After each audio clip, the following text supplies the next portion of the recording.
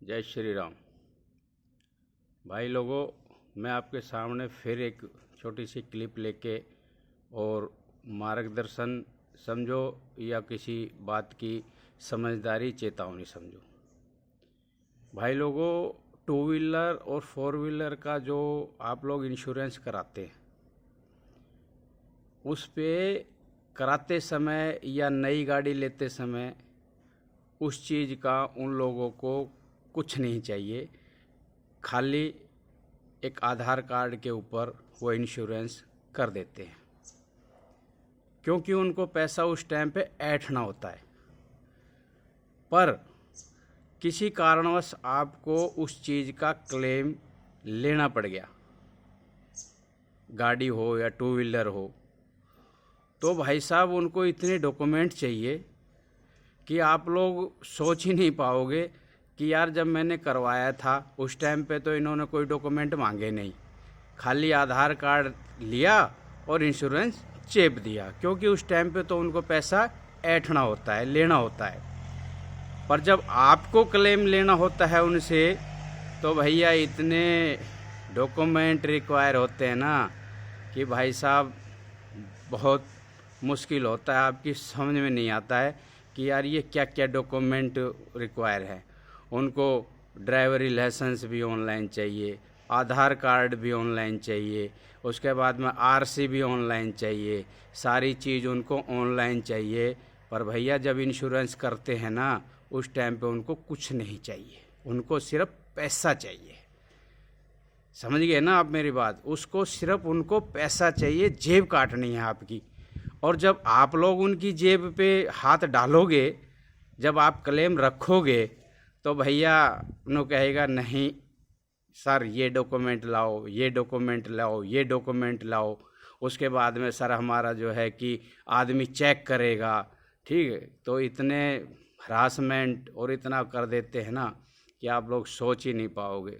तो मेरा आपसे हाथ जोड़ का निवेदन है, जिस भी कंपनी का आप इंश्योरेंस कराएं, फोर व्हीलर हो या टू व्हीलर हो, उनको वो शर्त रखें और लिखित में लें। लिखित में ले कि हम जब अगर कभी क्लेम डालेंगे तो उसके लिए आप लोग क्या क्या रिक्वायर डॉक्यूमेंट चाहिए हमें लिखित में दीजिए, और उसी इंश्योरेंस पॉलिसी के पीछे उनसे लिखवा लीजिए, ताकि वो भविष्य में अगर आपको क्लेम लेना पड़े या किसी का गाड़ी का ऐसा ना हो कि आपको क्लेम की ज़रूरत पड़े।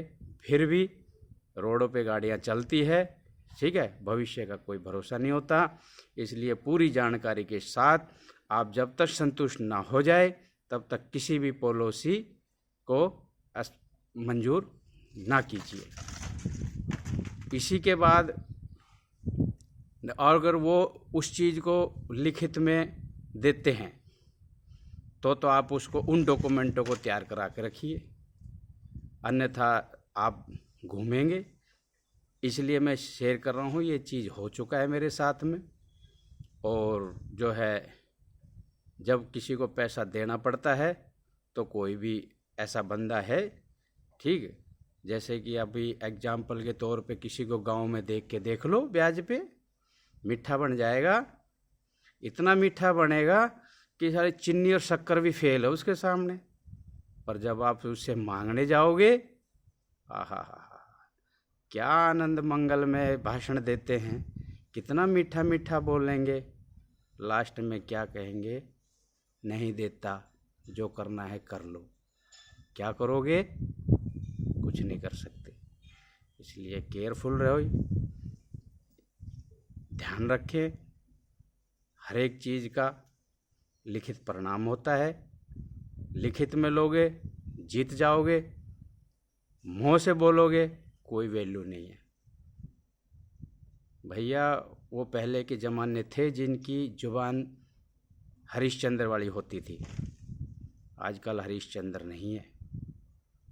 आपसे बहम में मत रहिए। इसी के साथ मैं आपसे फिर अनुरोध करता हूँ कि इस चीज़ को ज़्यादा से ज़्यादा शेयर कीजिए, ताकि सभी भाइयों को उस चीज़ के बारे में पता हो, और सबको पता भी है, ऐसा कोई बताने की ज़रूरत भी नहीं और नहीं है, सब चीज़ का पता है, सबको पता है। फिर भी ये मेरे साथ हुआ तो मैंने आपको शेयर किया।